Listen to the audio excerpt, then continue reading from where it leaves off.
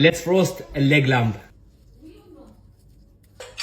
For the marinade, we add some parsley, some garlic,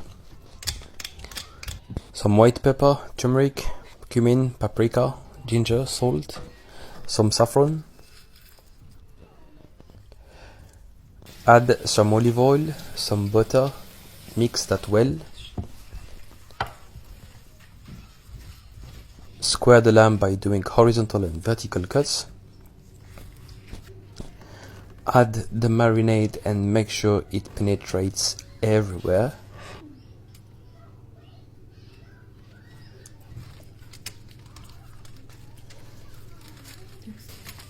And slap that. Cover well and in the oven for 20 minutes at 250 degrees. Then 2 hours and a half at 180 degrees. Put it back for 10 minutes until golden brown. And there you have it.